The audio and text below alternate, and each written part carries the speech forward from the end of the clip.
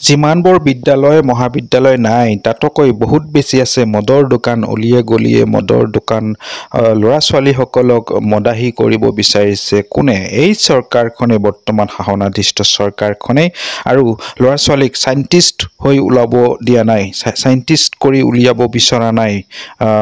ভাল doctor engineer কৰি উলিয়াব বিচৰা নাই এইখন চৰকাৰে কেৱল মদৰ ব্যৱসায় কৰিব বিচাৰিছে ল'ৰা ছোৱালীবিলাকক মদাহী কৰিব বিচাৰিছে আৰু হুৰাৰ ওপৰত নিৰ্ভৰ কৰি টেক্স কালেক্ট কৰি চৰকাৰ চলাব বিচাৰিছে গাদীত বহি থাকিব বিচাৰিছে বৰ্তমান চৰকাৰখনে এয়া বিস্ফোৰণ ঘটাইছে এগৰাকী নিৰ্ভীক অসমীয়া যুৱকে এই যুৱকৰ ভাষ্যবোৰ শুনক আহক যদি আপুনি চেনেলটোত প্ৰথম প্ৰৱেশ কৰিছে চেনেলটো সাবস্ক্ৰাইব কৰিবলৈ নাপাহৰিব আপোনাৰ সন্তানটোৱে মদ খায় নেকি তেতিয়াহলে আপুনি গৌৰৱ কৰক আপোনাৰ মানুহজনে যদি মদ খায় তেতিয়াহলে আপুনি গৌৰৱ কৰক আপুনি যদি মদ খায় তেতিয়াহলে বাকি সকলে গৌৰৱ কৰক আৰু যদি আপোনাৰ পৰিয়ালত কোনোবাই মদ খায় তেতিয়াহলে আপুনি গৌৰৱ কৰক আপুনি বহুত টকা পইচা থকা মানুহ আপুনি চৰকাৰখন চলোৱা মানুহ গতিকে আপুনি গৌৰৱেৰে বুকু ফিন্দাই ঘূৰাটো অত্যন্ত প্ৰয়োজনীয় আপুনি গালি দিয়ে কোনো লাভ নাই আপোনাৰ সন্তানক গালি দিয়াৰ আগত এবাৰ আপুনি নিজে প্ৰশ্ন কৰক আপুনি কাক গালি দিছে কিহৰ বাবে গালি দিছে চৰকাৰে প্ৰত্যেকটো বস্তু বিক্ৰীবৰ বাবে অনুমতি প্ৰদান কৰিছে তাৰ পৰিপ্ৰেক্ষিতত আপোনাৰ সন্তানটোৱে গৈ কিয়া খাবলৈ বাধ্য হৈছে ইমান হয়তো বিদ্যালয় নাই ইমান হয়তো মহাবিদ্যালয় নাই ইমান হয়তো মেডিকেল কলেজ নাই ইমান হয়তো নামঘৰ নাই মন্দিৰ মছজিদ নাই যিমান ওয়াইন শ্বপ আছে দুদিনমানৰ পাছত আপোনালোকৰ ঘৰে ঘৰে যেনেকে আমাৰ ঘৰে ঘৰে যেনেকে শাক সবজি লাগিব নেকি বাইদেউৰ কোমৰা লাগিব নেকি বেঙেনা লাগিব নেকি আৰু দুদিনমানৰ পিছত চাব খুদিবহি আপোনালোকক আৰএছ ব্ল্যাক লাগিব নেকি কিবা কিবি মদৰ এবোৰ যোনবোৰ নাম আছে নাম্বাৰ 1 লাগিব নেকি এনেকুৱা কিবা কিবি খুদিবহি আৰু আপোনাক কোনটো ব্ৰ্যান্ড লাগিব এনেকা ধৰণৰ কিছুমান প্ৰশ্ন কৰি শাক সবজিৰ বেপাৰীৰ দৰে এই মদাহিবয়ে মদকি যোন মদৰ বেপাৰ কৰি আছে সেইসকলে খুদিবহি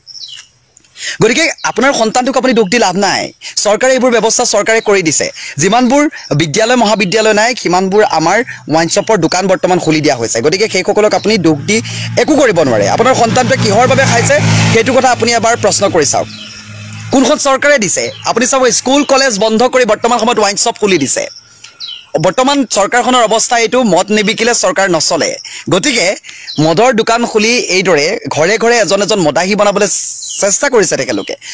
ইমান ভাল ষ্টুডেন্ট উলিয়াব বিচৰা নাই ভাল সাইন্টিষ্ট উলিয়াব বিচৰা নাই ভাল শিক্ষক উলিয়াব বিচৰা নাই সমাজখনৰ ভাল এজন প্ৰতিনিধি উলিয়াব বিচৰা নাই তেখেতলোকে এইটো কথা বিচাৰিছে যিমান উলাওক মদাহী উলাওক কৰ সংগ্ৰহ হওক আমাৰ চৰকাৰ চলক আৰু আমাৰ পকেট গৰম হওক আমাৰ সন্তানে বাহিৰত গৈ লাভ বিলাকি মাৰি জীৱন কটাওক বাকিবোৰ ভিখাৰীতকৈ ভিখাৰী হৈ যাওক তেনেকুৱা ব্যৱস্থা কৰিছে এখন চৰকাৰে বাকি একো কৰিব পৰা নাই মই কথাবোৰ ক'লে বেয়া পায়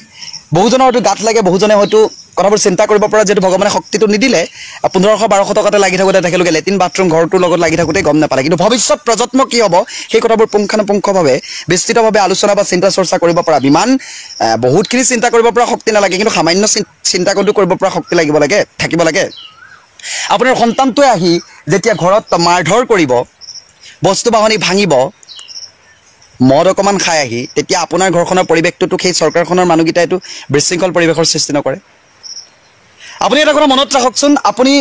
আপোনাক খাবলৈও দিছে ধাৰেও মাৰিছে গাদিও মাৰিছে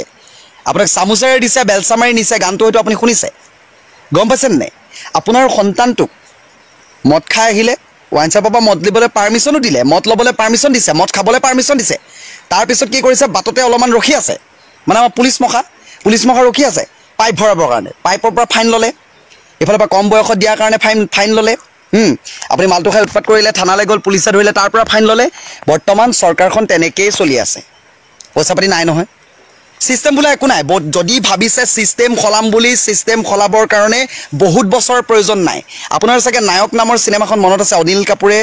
এক্টিং কৰিছিল এক্টৰ ৰোলটোত আছিল অনিল কাপুৰ ৰমেশ পুৰী আছিলে প্ৰায়তো অমেশ পুৰী আছিলে সকলোৱে পৰিচিত এজন সিনেমা এক্টৰ হয় সেই অমেশ পুৰীয়ে চ্যালেঞ্জ কৰিছিল অনিল কাপুৰক যে এদিনৰ বাবে আপুনি সিএম হৈ দেখাওক অনিল কাপুৰ আছিল এজন সাংবাদিক সেই সাংবাদিকজনে এদিনৰ বাবে সিএম হৈ গোটে ষ্ট্ৰাকচাৰ খলনি কৰি পঠালে কৰিম বুলি ক'লে মানুহে বহুত কিবা কিবি কৰিব পাৰে কিন্তু আমাৰ নেতাসকলে কি কৰে কেৱল মাত্ৰ নিজৰ পকেট গৰম কৰিব লাগে কেনেকৈ কৰ কাটল সংগ্ৰহ কৰো এই উঠি অহা প্ৰজন্মটো কেনেকৈ ধ্বংস কৰো কেইটামান চাকৰিৰ টপ দি লালসা দি আপুনি যে সিনেমাত চাই গোটেই বস্তুবোৰ বৰ্তমান প্ৰেক্টিকেল লাইফত এপ্লাই হৈ আছে মানে গম পাইছেনে এই প্ৰেক্টিকেল লাইফত এপ্লাই হৈ থকা কথাটোৱে মানে বহুত ডাঙৰ কথা হৈছে মানে প্ৰেক্টিকেল লাইফটোত যেতিয়া কথাটো এপ্লাই হৈ আছে এই কথাবোৰ আপুনি অনুধাৱন কৰক সিনেমা আহি বৰ্তমান বাস্তৱত ৰূপায়িত হ'লি সিনেমা মানে অভিনয় কিন্তু বাস্তৱত সেইখন সিনেমাই মানে প্লে হৈ আছে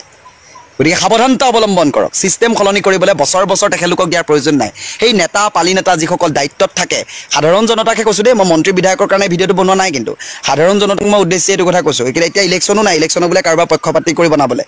মই এইটো কথা ক'ব বিচাৰিছোঁ যে চৰকাৰখনে আপোনালোকে খাওক না আপোনালোকে দালালি বহুত কৰিছে যি চৰকাৰে নহওক দালালি বহুত কৰে টকা পইচা বহুত খায় কিন্তু আপোনালোকে ছিষ্টেমটো যেতিয়া সলনি কৰিব বিচাৰিছে বা ছিষ্টেম সলনি কৰাৰ ক্ষেত্ৰত আপুনি যিহেতু লাগিছে